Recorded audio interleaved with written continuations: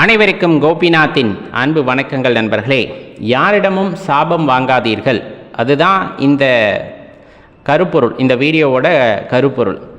பொதுவாக இந்த சாபம் அப்படிங்கிறது உண்மையா அப்படின்னு பார்த்தோம்னா, வரலாற்று ரீதியாகவும் சரி, பழங்காலம் தொட்டு வருகின்ற பல நம்பிக்கைகளாகட்டும் சரி, இந்த சாபங்கள் பெரும்பாலும் பழித்திருக்கின்றன அப்படிங்கிறத நம்ம கேட்கின்றோம், பார்க்கின்றோம் உண்மையாகவே.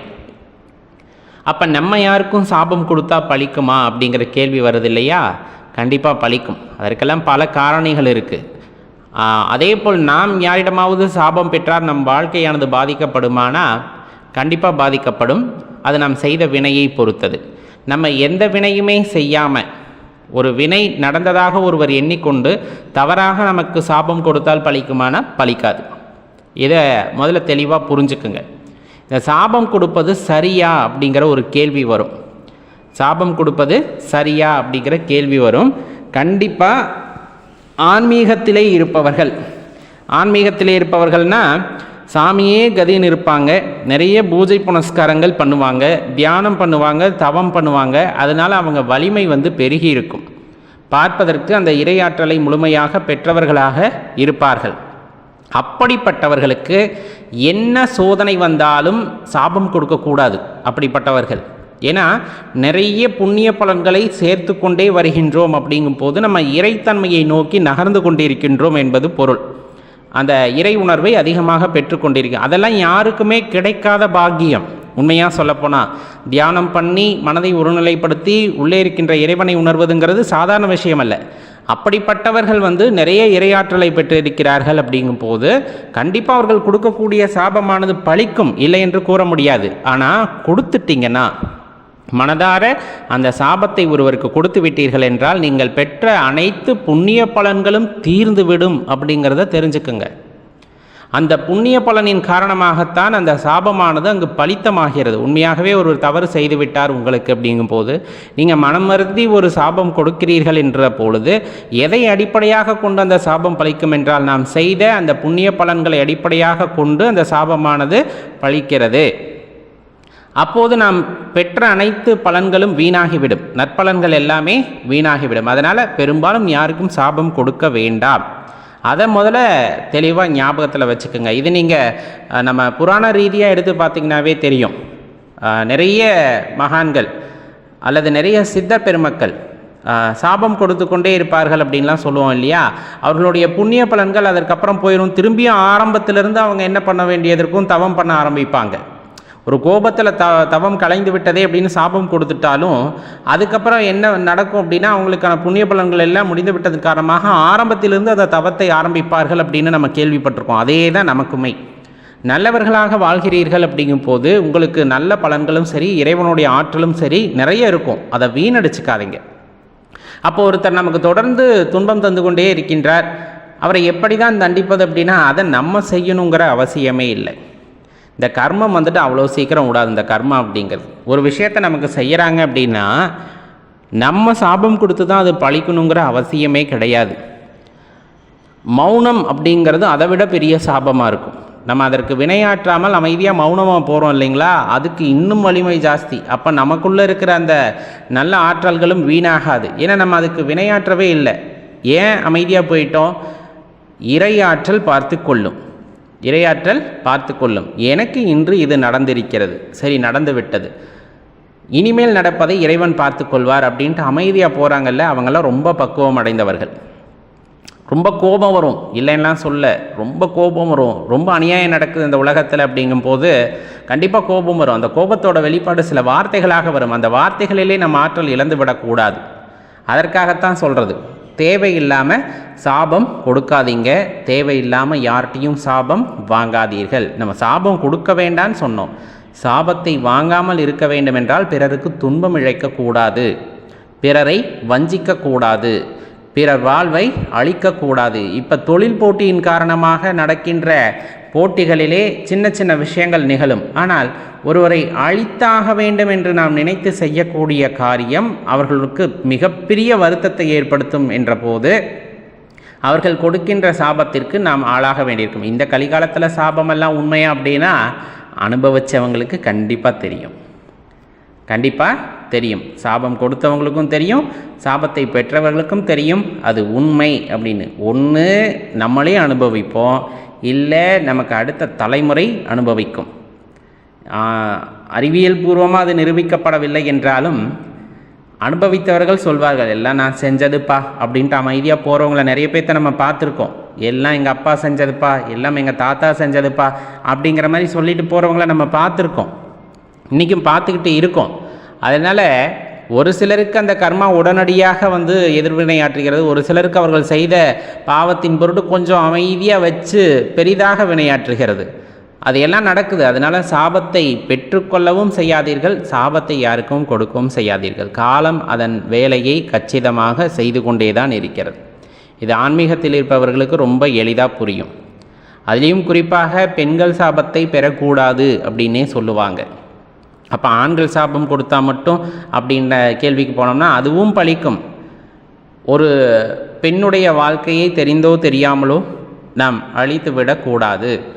அது ஏன்னா அது பூமி தாய் மாதிரி. பெண்கள் பூமி தாய்க்கு ஒப்பானவர்கள். உடனே பிற்போக்குத்தனம் அப்படின்லாம் நினைக்க வேண்டாம்.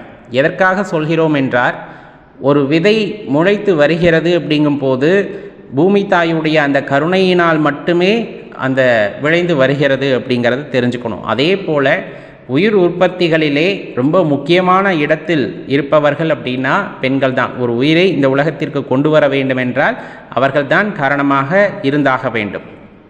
அப்போ பூமி தாயும் பெண்களும் ஒன்றுதான். அப்போ அந்த இடத்துல அவர்களுடைய மனம் வருந்தும்படி, ரொம்ப நோகும்படி நாம் செய்கின்றோம் அப்படிங்கும்போது அது கண்டிப்பாக அவர்களுடைய மனம் வருத்தப்பட்டாலே அது சாபமாக மாறும். அவர்கள் சாபம் கொடுக்க வேண்டும் என்றெல்லாம் அவசியம் இல்லை. அவர்கள் மனதிலே வருந்துவிட்டாலே அது நம்மை பாதித்துவிடும். அதற்காகத்தான் பெரும்பாலும் பெண் சாபத்தை ஏற்றுக்கொள்ளாதீர்கள் அப்படின்ட்டு நம்ம பெரியவங்க சொல்லிக்கிட்டே இருப்பாங்க. அது பின்னாடி வரக்கூடிய தலைமுறைகளை நிறைய பாதிச்சிடும் அப்படின்னு சொல்லப்படும். சரி, அது மாதிரி ஏதாச்சும் நடந்துருச்சு, இதுக்கு முன்னாடி அந்த மாதிரி ஏதாச்சும் நடந்துருச்சு, என்ன பண்ணலாம் அப்படின்னா, அதுக்கு விமோக்ஷனம் அப்படிங்கிறது அந்த பெண்கள் மன்னிப்பில் மட்டுமே உண்டு. மனதார மன்னிப்பதால் மட்டுமே அந்த சாபத்திலிருந்து வெளிவர முடியும் அப்படிங்கிறத தெரிஞ்சுக்கணும். இதுக்காக நம்ம பல தீர்த்தங்களுக்கு போகிறோம், நிறைய மாந்திரீகங்களெல்லாம் செய்கிறோம், அதிலிருந்து மீண்டு வரலாம் அப்படின்னா செய்த கர்மம் அதன் வினையை செய்து கொண்டே இருக்கும் அப்படிங்கிறத தெரிஞ்சுக்கணும். அதற்காக தான் சொல்கிறது, யாருக்கிட்ட இருந்தும் சாபத்தை வாங்காதீங்க. தெரியாமல் கூட யாருக்கும் சாபம் கொடுக்க வேண்டாம். ஏன்னா காலத்தின் கட்டாயமாக தெரியாமல் சில விஷயங்கள் நடந்திருக்கும்.